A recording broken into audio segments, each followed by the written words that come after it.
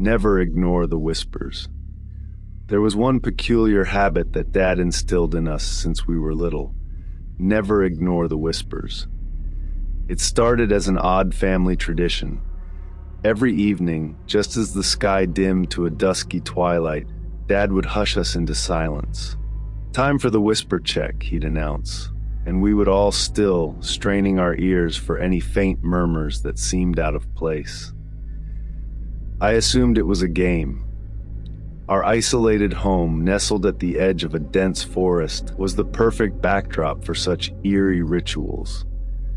My brother Lucas and I were homeschooled, and the only other kid in the area, Ellie, was as peculiar as us, never questioning our strange custom. Then, Dad received a promotion, and suddenly we were thrust into the public school system, and that's when our world turned upside down. "What are you listening to?" Max inquired one dusky evening as we stood on the school grounds, waiting for our parents.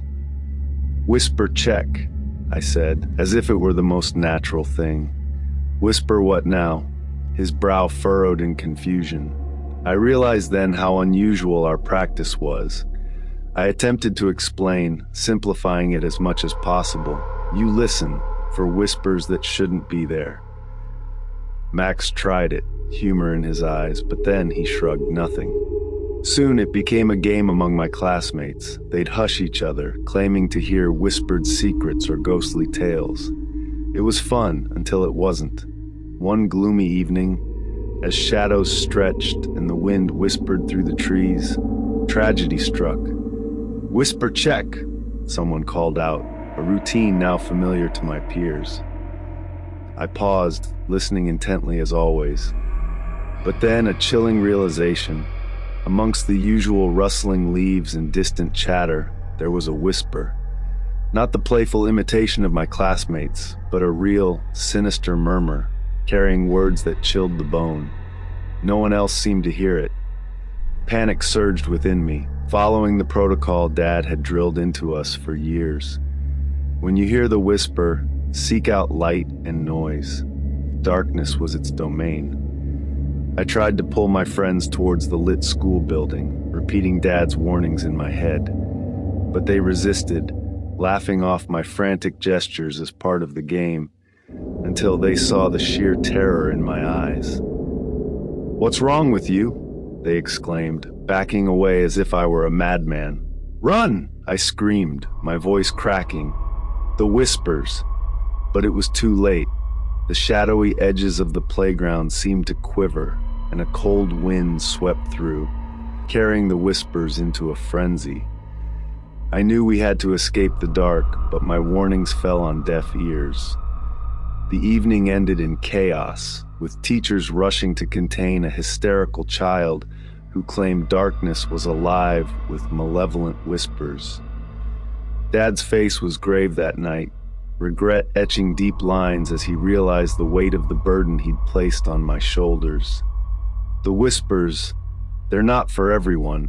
It's our curse to bear," he explained, a sorrowful note in his voice. The incident isolated me. Friends became strangers, wary of my oddities. Yet I noticed the whispers more, especially in the dim corners of rooms or the silent stretches of night. I was always alert, always listening, always scared. Years passed, and the memory of that terrifying evening faded into an uneasy truce with my reality. Lucas, now preferring to be called by his middle name, Ethan, and I learned to live with our curse, a constant vigil against the whispers. In high school, a lesson on acoustics and sound waves made me question the validity of our family's curse. How could whispers exist where none should? It defied logic. Yet the evidence was irrefutable, especially on nights when the whispers seemed to seek me out, carrying threats in their sibilant tones. One evening, the whispers grew so intense, a cacophony that drowned out all else. Dad's face blanched as he listened, a look of dread replacing his usual calm. "Hide," he mouthed, pushing me towards the safety of light and sound. But it was too late. The whispers coalesced into a form, a shadowy figure that mirrored my every move, yet was not my own. It was then I understood the true nature of our curse. The whispers weren't just sounds. They were harbingers of a darker reality, one that mirrored our own yet was filled with malice. Years later, after Dad's mysterious disappearance, the whispers became a constant companion, a reminder of the price our family paid for a secret we barely understood. Lucas and I adapted, finding solace in the light, always wary of the dark corners where whispers thrived. Life went on, with the whispers ebbing and flowing like a malevolent tide. I found a semblance of normalcy, or so I thought, until one evening, the whispers returned with a vengeance, a sinister chorus that filled my apartment. Frantically, I searched for the source, for any sign of the darkness that harbored them. But it was too late. As I drew the curtains to shield myself from the night, I saw it, a shadow, my shadow, moving independently, a dark silhouette against the city's glow. It was a stark reminder of the curse that bound us, a legacy of whispers and shadows, of light and darkness. A battle waged in silence, unseen by most, but all too real for those who knew the truth. So heed this warning. If you ever hear a whisper where none should be, seek out light, drown out the silence, and never, ever ignore the whispers. As the years rolled on, the whispers became a distant echo, a reminder of a past fraught with shadows and fear.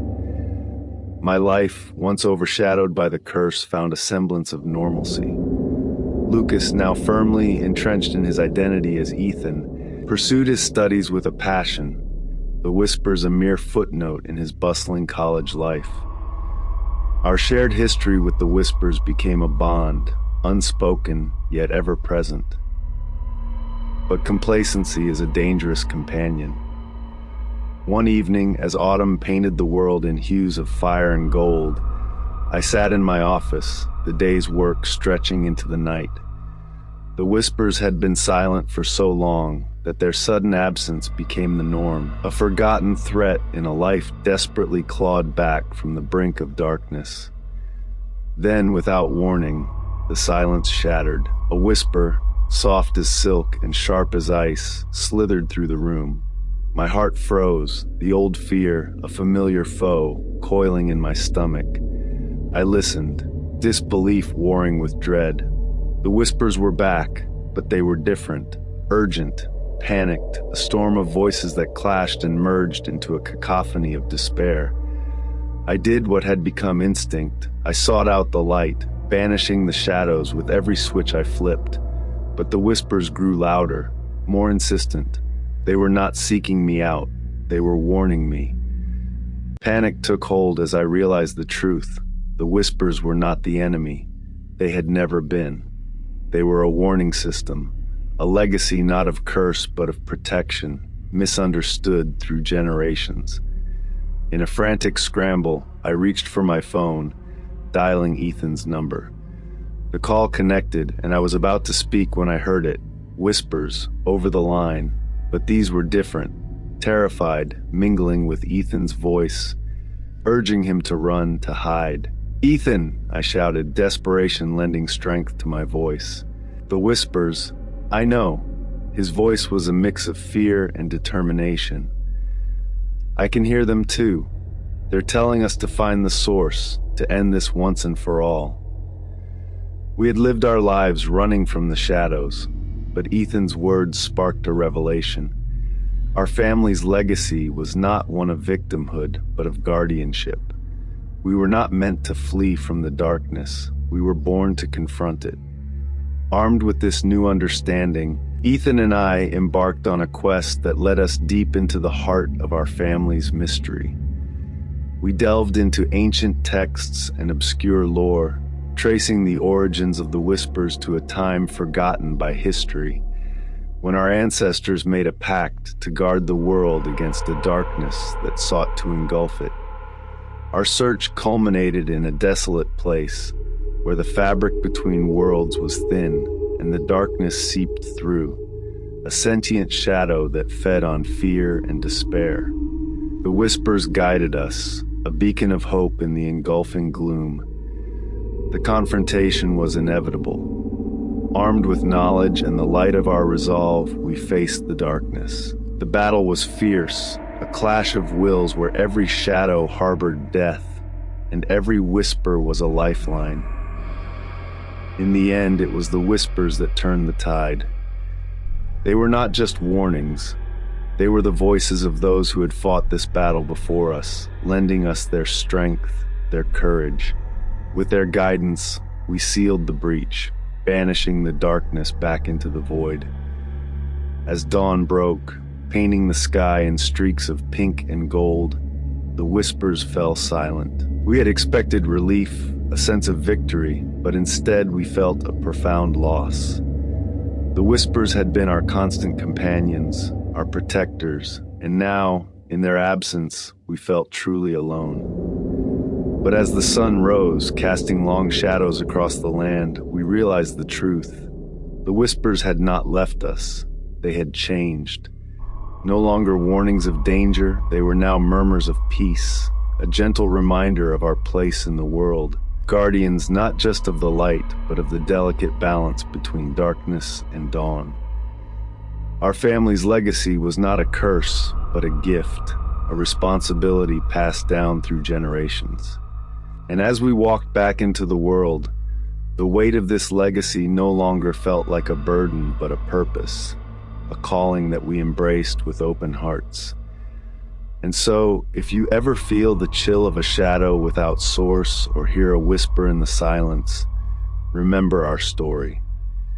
For in the dance of light and shadow, we all have a part to play.